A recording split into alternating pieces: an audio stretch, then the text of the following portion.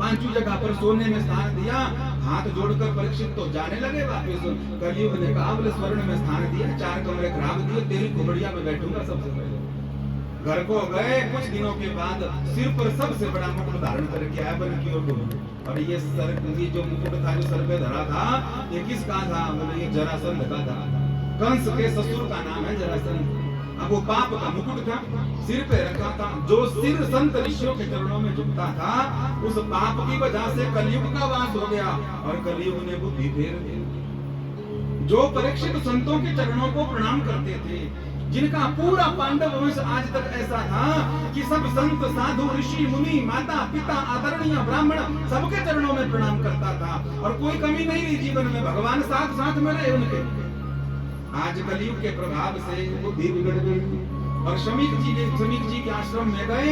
शमीक जी समाधि में थे और जल फल जब नहीं मिला वहां पे तो ऋषि के गले में प्रणाम नहीं किया, हार नहीं पहनाया, मरा हुआ सांप डाल दिया और बड़बड़ाते हुए आ गए।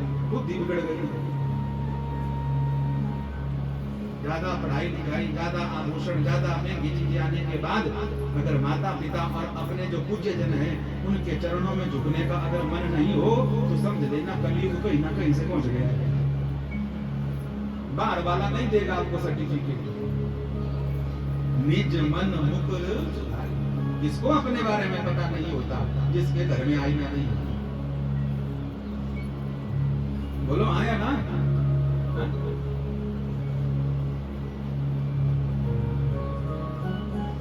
झुकने से बड़ी कोई सेवा नहीं।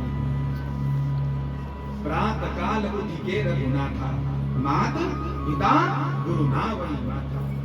भगवान ने भी नियम निभाया है और हमें झुकने में आजकल तो प्रणाम बोले भी क्या यूं करेंगे। ब्लूटूथ ऑन है वाईफाई मम्मा। और कोई नौजवान को प्रणाम करने भी लग जाए, झुक जाए, कोई संस्कारी हो तो सासू माँ इतनी मॉडर्न हो गई आजकल, रहने दे बेटा, इट्स ओल्ड फैशन। ऐसे प्रणाम करते, गॉड ब्लेस यू, तो तेरे घर लगी आगे, गॉड ब्लेस यू, आशीर्वाद दो, पुत्रवान भव, दीर्घायु भव, कल्याण भव, गॉड ब्लेस यू। हे मेरे भगवान, गला भारी तुलसी, हाथा लटका रे ठाकुर जी, आंगना भारी तुलसी, मुंह हाथे बोलाई गॉड ब्लेस यू।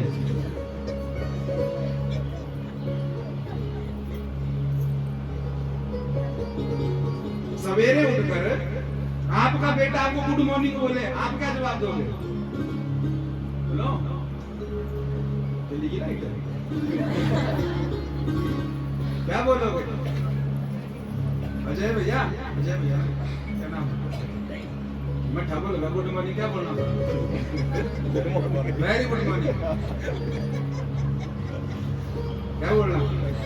डर लगी रहा, पता नहीं से क्या बोल रहा हूँ।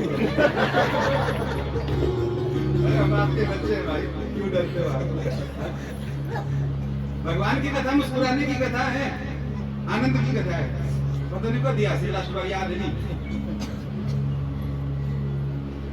यहाँ से देखो मेरे नजरों से जब दांत निकलते हैं ना, भले काले पीले टेढ़े पेढ़े जैसे नहीं है, लगते बढ़िया है। जब हंसते बात असली नकली जैसे नहीं है, बढ़िया लगते हैं।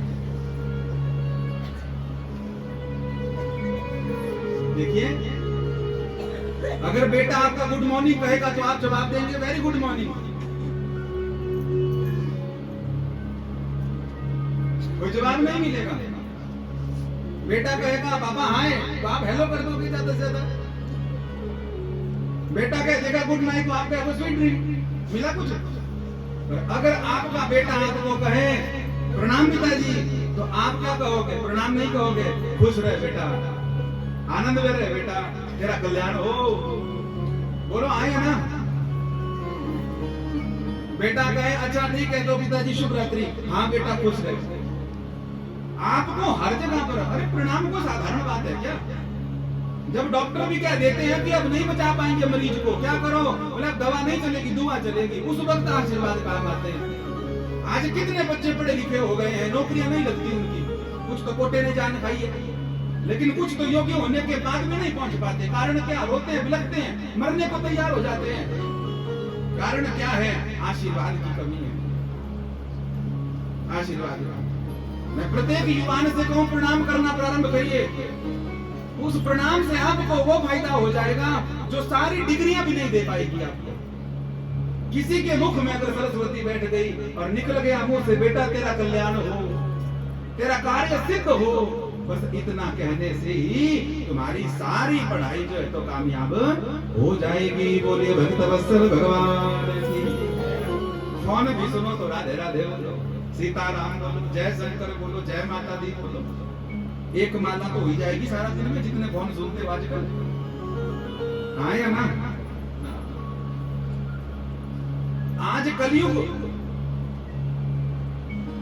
वाला जो मुकुट था जरासंध का सिर पर पहना, प्रणाम करने की जगह गले में सांप डाला है। राजा चले गए वापिस, और जाने के बाद यहाँ पर चेला चपाटाओं ने बता दिया शमीर जी के बेटा को, श्रृंगी ऋषि को, जो कौशिकी नदी के तट पर विराजमान थे।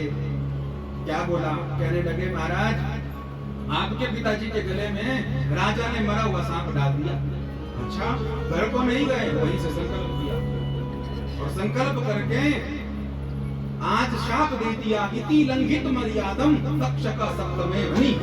मैं शाप देता हूं जिसने भी मेरे पिता के गले में मरा हुआ सांप डाला है उसको 7 ही दिन प्राप्त हुए। 7वें दिन जो है तक्षक जो है तो उसे डसे और उसकी मृत्यु हो जाए, कोई भी उसको नहीं बचा पाया। शाप भागते हुए घर को आए, पिताजी के गले से शर्त निकाला। पिताजी की समाधि पूरी हुई। बेटा तेरा चेहरा जो है तेजहीन है, क्या हुआ? सारा वृत्तांत बताया। बेटा तूने अच्छा नहीं किया, वो पांडव वंशी है, वो राजा है, पूछ तो लेता क्या त्रुटि हुई उनसे। सारी उम्र जिन्होंने हमारी रक्षा करी है, सारी उम्र जिन्होंने भिक्षा में प्रदान करी है, सारी उम्र भगवान उनके साथ रहे हैं, और जिसको शाप दिया है उसको तो भगवान ने गर्भ में ही दर्शन दिए हैं। पूछ तो लेता पहले की त्रुटि क्या है उनकी।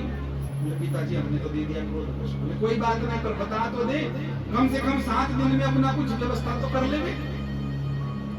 शिष्यों के द्वारा बताया गया, और जब बताया तो बताने के बाद परीक्षित महाराज को पता लगा कि 7 दिन हैं, दुखी नहीं हुए। अपने पुत्र जन्मेजय जी को गद्दी पर बिठाया और निकल गए घर से, निकल गए। संतों का दर्शन हुआ, माना चारों तरफ संत बैठ गए, वशिष्ठ, च्यवन, अत्रि, बड़े बड़े महापुरुष बैठे, पराशर आदि ऋषि बैठ गए। सब ध्यान से देखने लगे। क्या? परीक्षित महाराज जी ने कहा कि आप सब जो है तो यहाँ पर बड़े चिंतित लग रहे, क्या हो गया? बोले हम इस चिंता में हैं कि आपने, आपके पूरे परिवार ने सारी उम्र हमारी रक्षा की है, सेवा करी है, आज आपके ऊपर संकट आया है, शाप लगा हुआ है, 7 ही दिन बचे हुए हैं, हम क्या करें आपके लिए ताकि आपकी दुर्गति ना हो। शाप वाले की नरक यातना होती है, दुर्गति होती है। हाथ जोड़कर बोलने लगे परीक्षित जी, मुख बिल्कुल प्रसन्न और प्रसन्न मुद्रा में बोले हे ऋषिवरों, हे महापुरुषों, मेरी कभी भी दुर्गति हो ही नहीं सकती। क्यों नहीं हो सकती? बोले देखो, एक तो मैं गंगा के तट पर हूँ और गंगा की महिमा बड़ी भारी। गंगा गंगेति योब्रुयात योजना नाम शतैरपि मुच्यते सर्व पापेभ्यो विष्णु लोका सगच्छति। गंगा मैया का स्मरण कोई 100 योजन से दूर से करे। 100 योजन माने 400 कोस, 400 कोस माने 800 मील, 800 मील माने 1200 किलोमीटर। 1200 किलोमीटर दूर से भी कोई गंगा गंगा बोल देवे या गंगा का स्मरण कर लेवे तो वहीं से उसके पाप दूर हो जाते हैं। मुच्यते सर्व पापेभ्यो विष्णु लोक सगच्छति, वो विष्णु लोक हो जाता है। मैं तो गंगा के तट पर बैठा हूँ, आचमन कर रहा हूँ, उसकी रेती में रज में अपने मस्तक को लगाया हूँ, प्रणाम कर रहा हूँ, दर्शन कर रहा हूँ। तो पहले तो गंगा मैया ही मुझे नरक में जाने नहीं देगी, और दूसरा कहीं कोई कसर रह भी जाए तो दर्शनम तव लोकस्य सर्वथा अघहरम परम। संत के दर्शन से तो सभी प्रकार के पाप दूर हो जाते हैं। तो संत भी मेरे पास है चारों तरफ और गंगा मैया भी सामने है। पर ये अब 7 दिन दुर्गति तो मेरी नहीं होगी क्योंकि संत और गंगा की महिमा बड़ी भारी है। बोले तो फिर यहाँ पर क्या कर रहे हो? तो परीक्षित जी ने कहा कि मेरे पास 7 दिन हैं और अभी तक मेरे जीवन में सद्गुरु नहीं है। अगर मेरी दुर्गति हुई तो इसका एक कारण होगा, क्या? कि मेरे जीवन में सद्गुरु नहीं है। आजकल कहते हैं जरूरत ही नहीं है। आप सारा सिलेबस याद कर लो स्कूल का, यूनिवर्सिटी का, पीएचडी तक का जो है तो आप सारा सिलेबस याद कर लो, पर स्कूल में एडमिशन ही ना लो, मिलेगी नौकरी? ना नौकरी मिलेगी ना छोकरी मिलेगी। और दूसरी जगह पर कोई 10वीं पढ़ा हो और स्कूल में पढ़ा हो, सर्टिफिकेट हो, उसके बाद एडमिशन लिया हुआ हो, रजिस्ट्रेशन उसके पास हो, तो 10 पढ़ा लग जाएगा, भले उसे आता कुछ भी ना, चटर-पटरी करता हो। हाँ या ना? तो आध्यात्मिक मार्ग में ये दीक्षा वाला जो विधान है ये इसीलिए बनाया गया। परीक्षित महाराज जी ने कहा मेरे मुझे कोई डर नहीं है कि मेरी दुर्गति हो जाएगी, क्योंकि मेरे में संशय नहीं है, पर एक जगह पर थोड़ी सी त्रुटि है। क्या? मेरे जीवन में सद्गुरु नहीं। मैंने भगवान का दर्शन तो गोविंद का दर्शन मैंने कर लिया है गर्भ में, लेकिन गुरु का दर्शन मुझे नहीं हुआ है। और इस गुरु के दर्शन, और मेरे पास 7 दिन है, और 7 दिन ऐसा नहीं है कि मैं बिना खाए रह जाऊंगा, बिना पिए रह जाऊंगा, बिना सोचे रह जाऊंगा, बिना बोले रह जाऊंगा, बिना देखे रह जाऊंगा। ये थोड़ी है कि 7 दिन है तो कोई क्रिया नहीं करूंगा।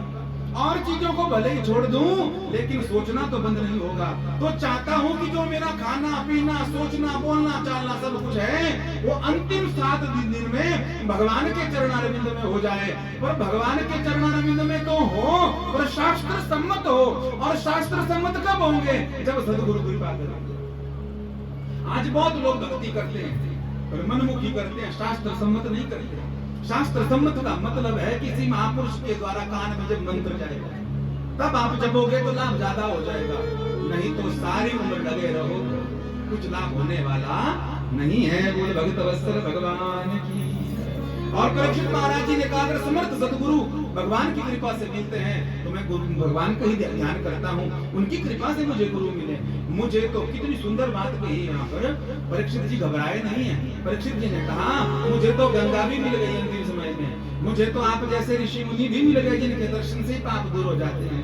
पर कलयुग आ रहा है, कलयुग के प्रत्येक जीव को कहाँ गंगा मिलेगी, कलयुग के जीव को कहाँ पर संतों का दर्शन होगा। और संत दर्शन हो भी जाएंगे तो अभिमान इतना रहेगा कि उनके पास बैठेंगे नहीं। तो कोई ऐसी कृपा कर दो, ऐसा साधन मिल जाए जिससे मेरा जीवन धन्य हो जाए। और ऐसी प्रार्थना करके तट पर बैठ गए और उसी समय कृपा हो गई भगवान की। कौन आ गए? तत्रा भवत भगवान व्यास पुत्रो यत्रिच्छया गामट मानुपेक्ष अलक्षलिंगो निज लाभ तुष्टो प्रेतश्च बालैर अवधूत वेश। अवधूत वेश में शरीर पर एक धागा भी नहीं, कॉपी भी नहीं, धोती भी नहीं, कुछ भी नहीं। साक्षात भगवान स्वरूप सद्गुरु व्यास नंदन श्री ब्रह्मराज सुखदेव स्वामी जी का आगमन हो गया। बोलिए सद्गुरुदेव भगवान की, वृंदावन बिहारी लाल की। और जैसे ही इनका दर्शन हुआ दंडवत प्रणाम कर दिए, प्रणाम करके याचना करी प्रभु जी जिसके पास 7 ही दिन बचे हुए हो क्या उसकी गति हो सकती?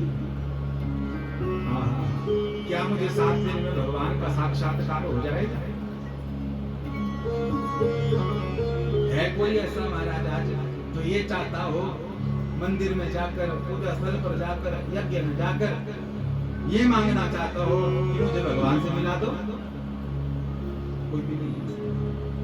छोटी छोटी चीजों में हम सब फंसे हुए हैं। सुखदेव मुनि जी ने कहा कि जब कहा कि परीक्षित जी ने की है प्रभु मुझे भगवान से क्या मिल सकता हूँ, मैं भगवान से मिलाओगे मुझे? परीक्षित जी के सिर पर हाथ रखा, नेत्र भराए। परीक्षित जी ने कहा क्षमा करना, मुझे लगता है मैंने कोई त्रुटि कर दी, कुछ ऐसा बोल दिया जो आपको बुरा लग गया। त्रुटि नहीं की है, तूने बड़ा अच्छा किया। एक बात बताऊं, हाँ तू कह रहा है कि भगवान से 7 दिन तो बड़ा भारी समय है, तेरे मन में ये भाव आ गया ना कि मुझे भगवान से मिलना है, उसी समय समझो तुझे कृपा होगा। आज गुरुदेव का मुखमंडल देखने पर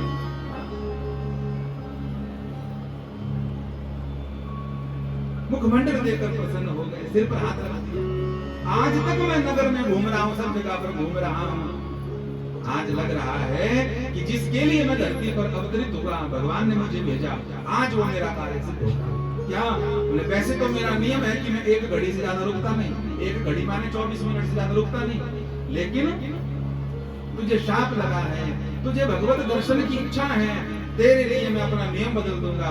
जब तक तुझे भगवत साक्षात्कार नहीं हो जाता तब तक मैं यहाँ से नहीं जाऊंगा। मैं दयालु कृपालु भगवान की कथा तुम्हें सुनाऊंगा, उनके चरित्र सुनाऊंगा और उनको सुनाकर तुम्हारे हृदय में उनको स्थापित कर दूंगा। बोलिए सद्गुरुदेव भगवान की। बिन पिए निशा हो जाता है जब सूरत देखूं गुरु। ऐसे मुखमंडल, ऐसे संत महापुरुष का दर्शन क्या लिखा है, कितना सुंदर लिखा है, तत्र भवत भगवान। आजकल थोड़ी समस्या है, इस गुरु शिष्य परंपरा को बड़ा भय ग्रहण लगा है। आजकल लोग क्या कहते हैं, आपको गुरु बनाना है महाराज जी, क्या करना है, आपको गुरु बनाना है। ये मेरे भगवान, अगर हम ही ढूंढ लेवे कि ये गुरु जी ठीक है, गुरु जी ठीक है, गुरु जी ठीक है, तो जब आपने गुरु ढूंढ लिया तो गुरु गोविंद दोनों एक ही तो हैं। गुरु को ढूंढना माने गोविंद को ढूंढना है। करना क्या है, हम आपको गुरु बनाएंगे, ये शब्द बिल्कुल उचित नहीं है। भले ही आप चंचल मन से कह रहे हैं, निर्मल मन से कह रहे हैं, लेकिन ये भाव बिल्कुल अच्छा नहीं है। क्या कहना चाहिए, हे प्रभु जी हमको अपना शिष्य बना दो। शब्दों का ही तो हेर फेर है महाराज। क्या कहना है, हमको अपना शिष्य बना दो। आपको हम गुरु, अगर हम बनाएंगे तो फिर हम ही गुरु हो गए ना। हमको शिष्य बना दो, ये बात जब हो जाएगी तो आपको गुरु मंत्र के रूप में ऐसी वस्तु प्राप्त हो जाएगी जो आपका यहाँ भी कल्याण करेगी और यहाँ से जाने के बाद परम धाम का भी आनंद देगी। बोली भक्त वत्सल भगवान की। और समर्थ शिष्य को ही समर्थ सदगुरु मिलते हैं।